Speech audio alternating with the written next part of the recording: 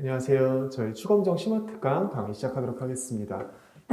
이번 추검정 심화특강은 이제 1순환 이상을 수강하셨다는 전제 하에서 수정과 검정 쪽에서 저희가 지금까지는 그렇게 핵심적으로 다루지진 않았지만 그 자체로는 이제 여러 가지 중요성들이 있고 복잡한 고급 수학을 요구하는 건 아니어서 저희가 실제 출제될 수 있다고 생각을 하고 좀 대비를 해야 되는 영역들에 대해서 마련이 되었어요.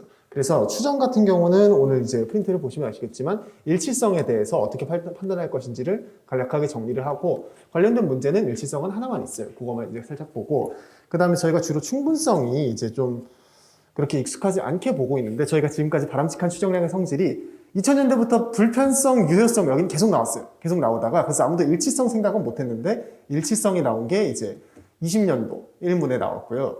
그 다음에 충분성이 한 번도 안 나왔어요. 그래서 이게 하필이면 4개 중에 3개가 나오고 나머지 하나가 안 나온 상황이라서 이 부분도 챙겨는 가야겠다는 생각에 제가 이번 특강의 주제로 개설을 했습니다. 그리고 저희가 충분성까지 하고 나면 이 충분성이라는 추정량의 성질을 활용을 해서 최소 분산성, 불편 추정량의 최소 분산성에 대한 라우블레겔 정리를 확인을 할 수가 있습니다. 그렇게 복잡한 내용은 아니고 이중기대값 정리에 대한 함의가 조금 들어가 있긴 해요. 그래서 그 부분을 따라가면서 최소 분산 불편 추정량이란 무엇인가에 대해서까지 정리를 좀 하겠습니다. 그 다음에는 이번 특강의 또 다른 목적 중 하나였던 베이스 추정을 이제 다뤄볼 건데 이 베이스 추정 같은 경우는 왜 갑자기 이 인간이 끌고 들어갔냐. 21년도 산문에 기호 표기나 아니면 그 문제의 출처 자체가 완전히 베이스 추정 문제예요. 다만 그렇게 내지를 않으셨어요. 구체적으로 베이스 추정량을 묻지를 않으셨을 뿐이지 그 내용 자체는 묻고 있기 때문에 그래서 저희가 이 부분을 함께 확인해 보는 것으로 하겠습니다. 그 다음에 내일 진행할 검정 같은 경우에는 남선일 선생님 책 이제 남선통 책에 보면은 최강력 검정부터 우도비 검정에 대한 내용이 있는데 거기도 마찬가지로 2002년도에 한번 출제되고 나오진 않았어요.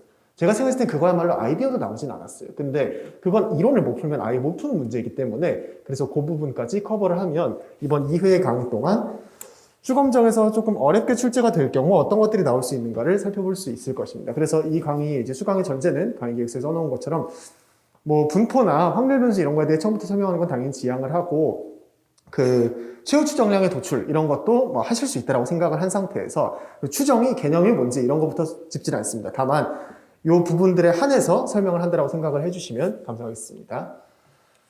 네, 그래서 저희 프린트 1페이지 보시겠습니다. 저희가 바람직한 추정량의 성질이라고 했을 때 추정량이라는 것 자체가 우리가 확률 표본 x1부터 xn까지 뽑은 다음에 이것을 가지고 어떠한 통계량 t를 구성을 해서 그 t를 가지고 모수 세타1, 세타2 이렇게 나와 있는 실제 분포를 결정짓는 모수들에 대해서 이 값은 무엇일 것이다 라는 추정을 하는 것이죠. 근데 그렇다면 그 추정량이 가져가야 하는 바람직한 성질로 저희가 크게 4개를 뽑게 되겠습니다. 그래서 불유일중 이런 식으로도 외웠는데 사실 저희가 바람직한 추정량의 성질 4개 쓰세요 이런 문제는 저희 나오지 않기 때문에 그런 식으로 암기하실 필요는 없겠고 불편성이란 무엇인가 하면 우리가 방금 설정한 이 통계량 t라는 것에 기대값이 모수의 실제 값과 일치해야 한다라는 성질이 되겠습니다. 그리고 유효성이라 하면 우리가 t의 분산을 가지고 돌리는 것인데 우리 지금 계속 기대값 분산 이렇게 쭉 저희가 알고 있는 확률 변수의 특성치들 가지고 돌고 있죠. 이 확률 변수로서의 통계량이 기대값이 세타인 것도 좋지만 가능하면 우리가 t를 실제로 추정을 했을 때 세타 근처에 모여있는 게 좋겠다. 그래서 베리언스 t가 작아야 한다는 성질이다. 이렇게 생각하시면 되죠. 왜냐하면 여러 가지 통계량이 있을 것이고 여러 가지 통계량들을 통해서 세타를 추정해 나갈 것인데 그 중에서 가능한 세타 근처에 모여서 추정이 될 수 있으면 좋은 것이잖아요. 그래서 여러 가지 유효성을 비교하기 위해서 각각의 분산을 비교하기도 하겠습니다. 일단 거기까지는 두고요. 그 다음에 이제 오늘 주되게 다룰 여기 일치성과 충분성의 영역에서 보면 우리 특히 일치성 같은 경우는 우리 t라는 것을 뽑기 위해서 우리가 가끔씩 이걸 tn 이렇게 써주기도 합니다. 어떤 것이냐면 n개의 표본을 뽑아서 n개의 표본에 근거해서 찾은 통계량이라는 거죠. 그러면 일치성이라는 것은 거기 써있는 것처럼 표본의 개수가 늘어날수록 표본의 크기가 커짐에 따라 추정량이 모수의 참값으로 수렴해야 한다는 성질을 의미합니다. 그게 1페이지 일치성의 판단 기준 개념하에 쓰여 있고요. 말하자면 저희가 n개를 뽑았을 때 그런데 표본을 더 많이 뽑으면 뽑을수록 요 t의 값이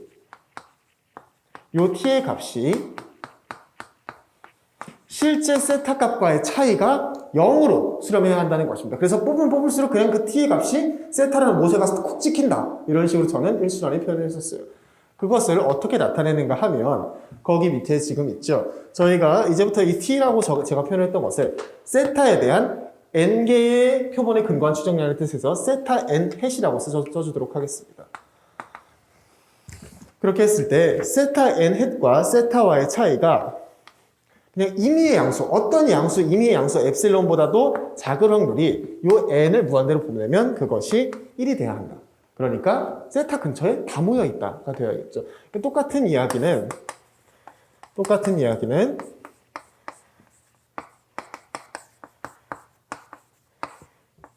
실제 모수의 값 세타와의 차이가 일정한 엡실론보다 크거나 같을 확률은 0이 되어야 한다와 똑같겠습니다.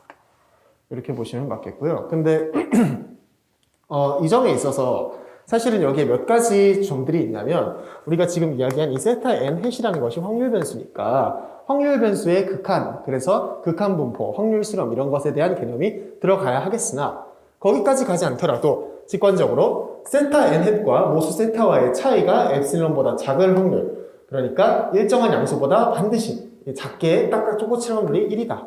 언제냐면 n이 무한대로 갈 때 이렇게 생각하셔도 괜찮겠습니다. 그 다음에 충분성은 저희가 이렇게 기호로 당장 나타내기보다는 다음과 같이 보도록 하죠. 거기 이제 밑에 두 번째 충분성의 판단 개념 거길 잠깐 보시면 표본에 포함된 저희 모수 세타라고 나타낸 모수에 대한 정보를 모두 포함. 하나도 놓침이 없이 포함을 해줘야 한다는 뜻이 되겠습니다. 그래서 그냥 이렇게 일단 의미상으로 이렇게 파악을 해보시고요. 그 다음에 그것과 관련해서 저희가 판단 기준을 돌이켜 보면서 조금 더 보도록 하겠습니다.